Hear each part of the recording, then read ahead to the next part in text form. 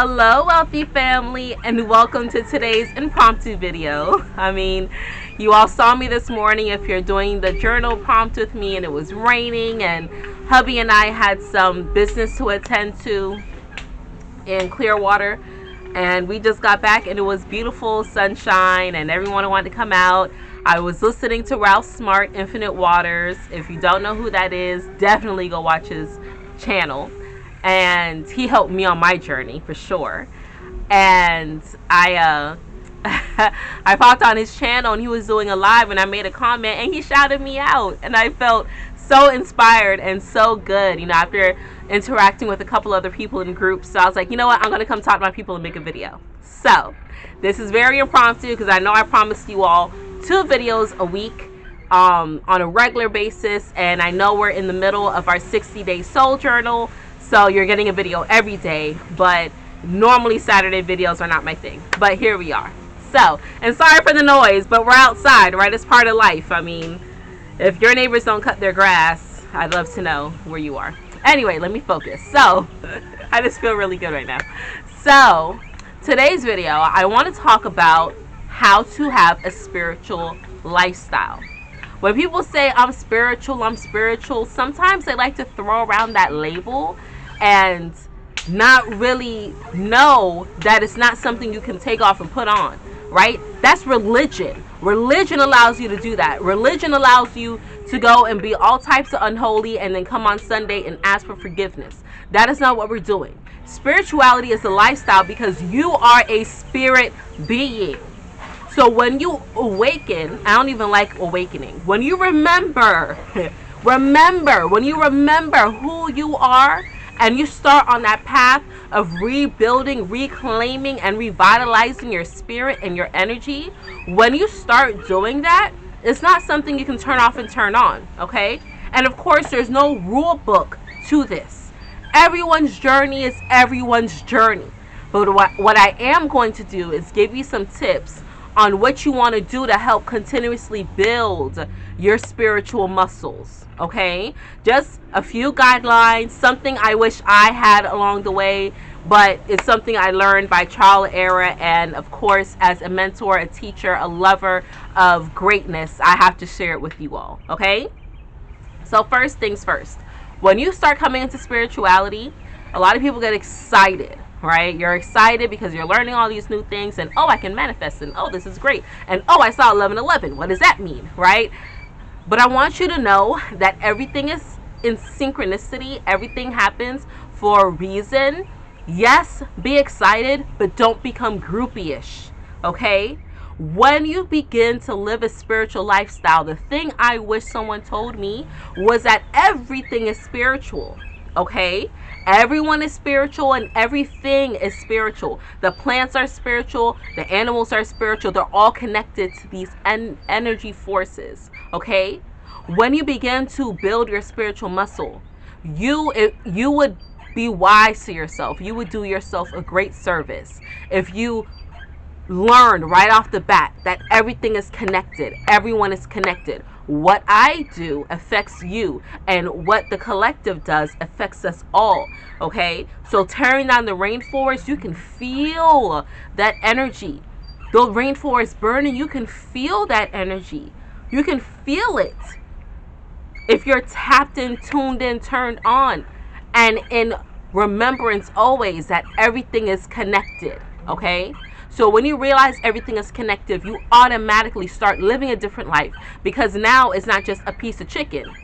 Now it's a life force that gave its life. And what is it that it went through?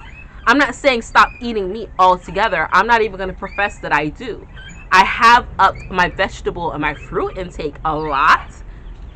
And I have dwindled down my meat intake a lot. But it's just out of consciousness. And I give thanks and I give gratitude. I'm not praying over it, right? Because I'm not showing a power outside of myself and this animal force. But I am giving thanks for the life that it lived and for the nourishment that it's going to give me. I speak life into my food. I'm about to consume it and put it in my body. I don't want that angst and that energy going in, right? So one thing that you should know off the bat is everything is connected. There's a lesson in everything. There's beauty in everything. There's beauty in the spider web that I'm looking at. There's beauty in the rain from this morning. There's beauty in every single individual thing because we're all connected.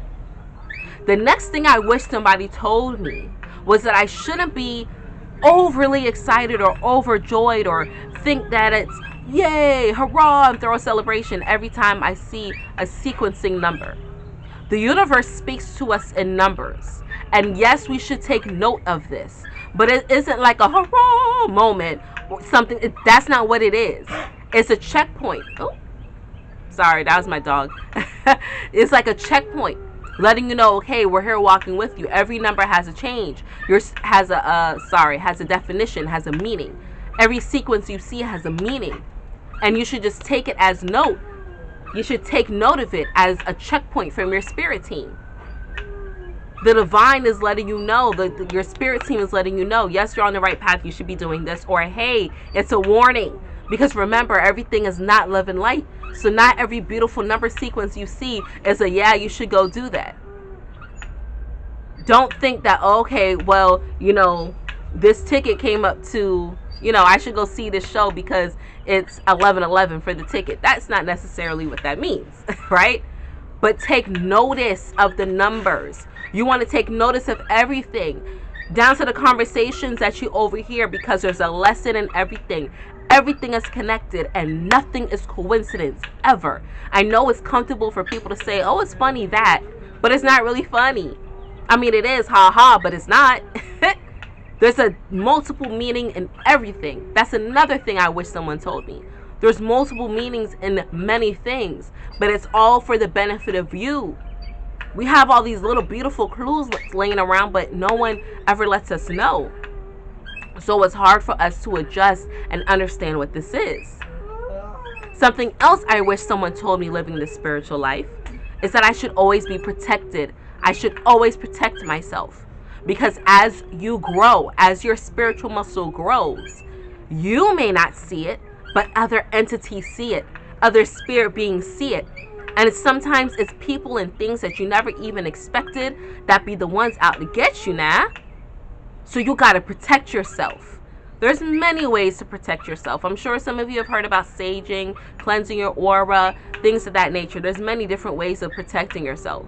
But just setting the intention and thinking that you're protected with a beautiful, clear bubble of light that permeates and controls and repels any negativity that comes your way is strong enough. Reach out to your ancestors, the ones who walked before you. And I don't want to hear anything about, oh, spirits can't do this. If you once upon a time used to talk to a god, used to talk to God's son, or any else other type of god and entity, that's a spirit, and you felt that they could hear you, so that's what it was. And you don't even know, you've never met them. I know my grandmother walked this planet. I know she looked out for me while she was here. I know that she loves me. And I know that sometimes when I think about her, I may smell her, or I may hear her laugh. That's her spirit. That's her essence, her remembrance. So call on your ancestors to protect you. Build a relationship and a rapport. And it's not just my grandmother or your grandmother. It's your great-greats and your great-great-greats. It's people who you've never even met before that are so pleased to see their bloodline continue. So protect yourself so that when things come to attack you, you are fortified. I wish someone told me this, but I learned and I got it going. If you like me, I could do a whole separate video about how to protect yourself. If you'd like that, comment below and let me know. Otherwise, I'm going to keep it light. Another thing that helps you on your spiritual journey is meditation. And meditation is not just sitting down. I've said it before, chanting and doing mantras and breathing. Meditation is in many forms. Meditation is the art of observing one thing to the point of nothing, of no things. Meditation comes in many different forms. So when you're eating, focus on only eating. Put down the phone. Have a conversation with your family. Turn off the TV before you rest. Meditate. Reflect back on your day is meditation. Taking a walk in nature, grounding yourself is all meditation. It's important for us to have this. And the last thing about spirituality, the last little tidbit I wish someone told me was that Not everyone's going to get it. There's laws that we all live by, whether you're aware of it or not. It's the 12 universal laws. I know a lot of people talk about the law of attraction. I know. But there's 11 other laws that govern us. The law of gender. The law of when you reciprocate something. Oh my God, I can't speak right now.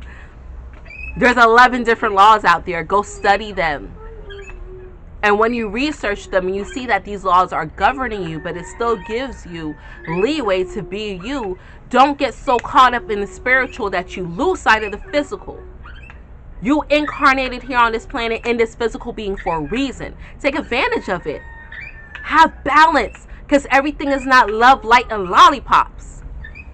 Sometimes you got to go into the darkness. That's where everything comes from. 99% of this universe is darkness. When you go out into space, it's dark, right? That's where you're created. Your mother's womb is dark. So everything is a balance. And when you learn how to balance it and use these energies in beautiful balance, there's no stopping you. And that builds a lifestyle, because it's not something to turn off and turn on. When you are spiritually awakened, it is with you all the time. And sometimes it's angering. Sometimes it's frustrating. Sometimes it's the best thing in the world, and you can't get enough of it. But it's all a balance, and it's all part of this life cycle. So, wealthy family, that's all I wanted to share with you today. I mean, I'm fired up. You hear me? Go check out Infinite Waters and check out your girl's website. I added new services based off some emails I got. I also got a couple questions. I'll probably be addressing those, some more impromptu videos. We'll see. But check me out, www.ascendinginfinitegoddess.com. Subscribe, like, and share this video with someone that you feel can be helped by this information. And until we connect again, stay alert, stay aware, and live in love. Peace.